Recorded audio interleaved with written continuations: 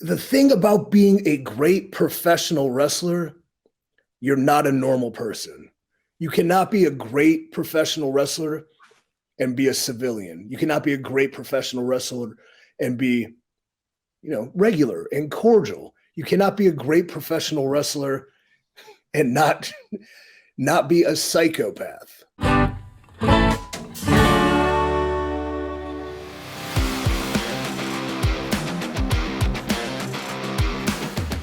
Let's go bring down memory lane, fellas. Eric Bischoff, or should I say, if I'm trying to be like Vince McMahon, Eric Bischoff said on the Chris Van Vliet show podcast that Ric Flair once hit him for real in 2003 and 2004.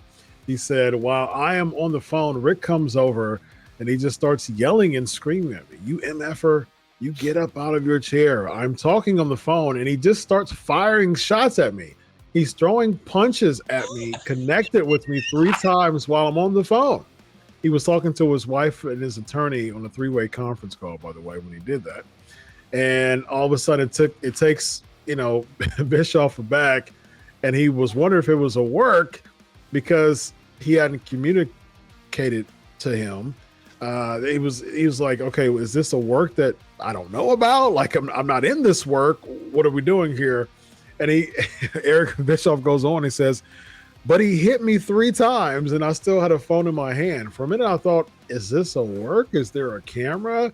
Am I in a scene that nobody told me about? Then his lip started bleeding after he hit me for a 3rd time. He was so mad. Whose lips started bleeding? Flair's. You know, Flair is notorious. He hit himself? No, but Flair's notorious for his mouth, like bleeding inside his mouth. I think like maybe his teeth like cuts his inside of his mouth. This is like there's been plenty of times where like you'll see, like I remember Flair cutting a promo on Bischoff because they wanted to make their shoot a work shoot about when Flair wanted the time off for Reed, to see Reed in a wrestling meet. Yeah. And Bischoff didn't give it to him. And then, he said, hey, it'll be breach of contract. They'll sue you.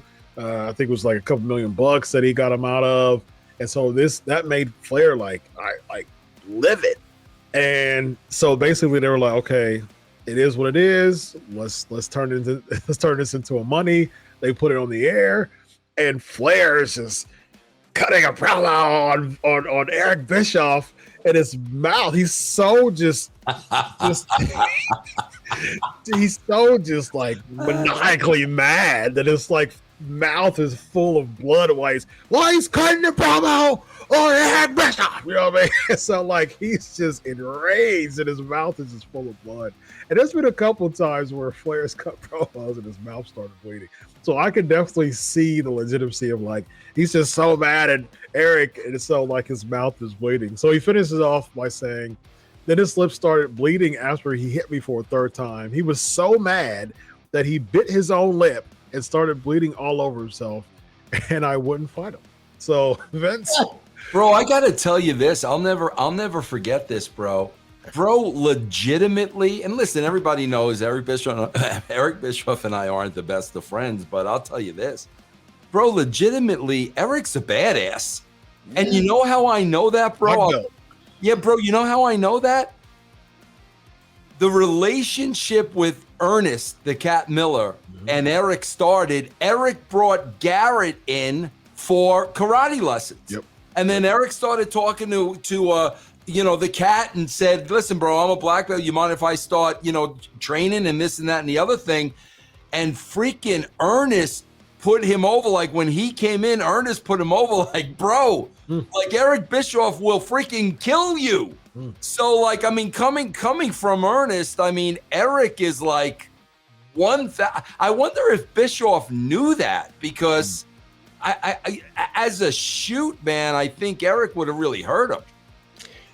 Yeah.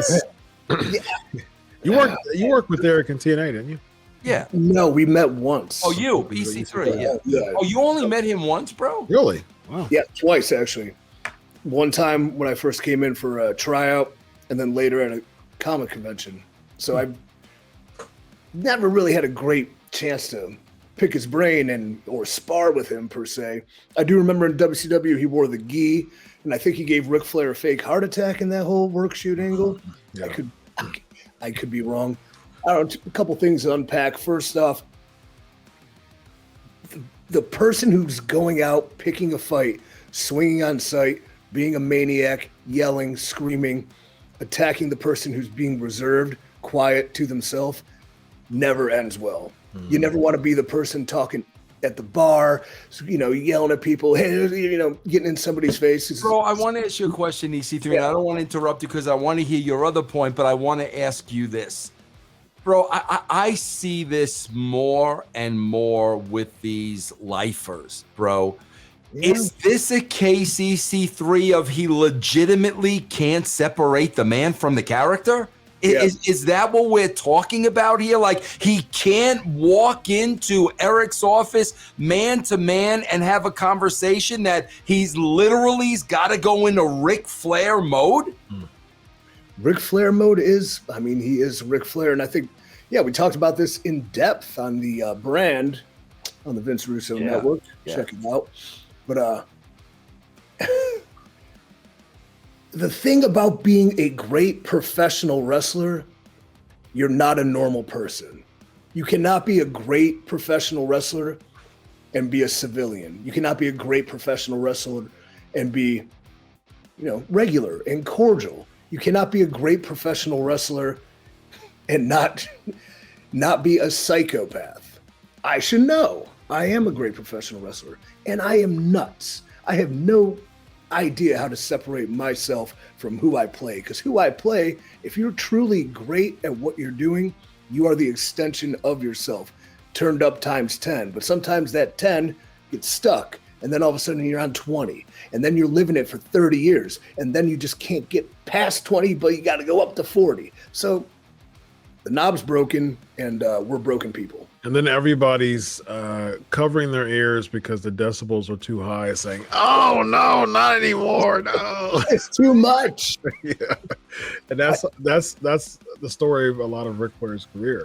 Real fast, I remember a time I just got into. I had my WWE tryout before I got signed, and I got signed. It was like the greatest moment of my life. I was working at the Cheesecake Factory. I got the call. I'm buying people dinner because I'm like so happy and like life's good. Next night I go to a Cavs game and I'm wearing a LeBron jersey, but I have muscles, so I just have the jersey on. I don't have the t-shirt on underneath. Cavs win. I'm in the bathroom, a little sauced up. This guy just kept talking to me. Like he was just like, what do you think I got big muscles wearing no shirt on your jersey? I'm like, dude, I'm peeing. Well, I'm like, don't do this. And, and I leave and I turn around and he's in my face. And I went into pro wrestler mode for some reason. Like, if you're in a heated angle and you're having that face off before you lock up, sometimes a guy's just going to pie face you. So I pie face this guy and I'm still kind of wired as a wrestler from trying out to become a wrestler for a living. Pie face the dude. Next thing you know, boom, I'm punching the face. And I'm like, wait, then I'm getting tackled. And I'm like, oh, wait, this is real. This is real. Well, the story, I give him a toss. I have some moves on me, toss him off. He's getting up. And I thought of William Regal, and I just hit the running knee to him. Very nice. Very nice. And then I got pulled out and nearly arrested, but not fully. Very nice. Very nice. It's always a benefit to throw in a wrestling move at a bathroom fight, ladies and gentlemen. Put him in a wrist lock. Yes, indeed. Hey, call it on fly. Here we go. We got a tackle on the ropes. Here we go. Drop down. Right. Like, dude, you didn't move. Why are you running back at me? I threw you that way. Why are you coming back? It's the ropes, man. It's the ropes. Rope work, ladies and gentlemen.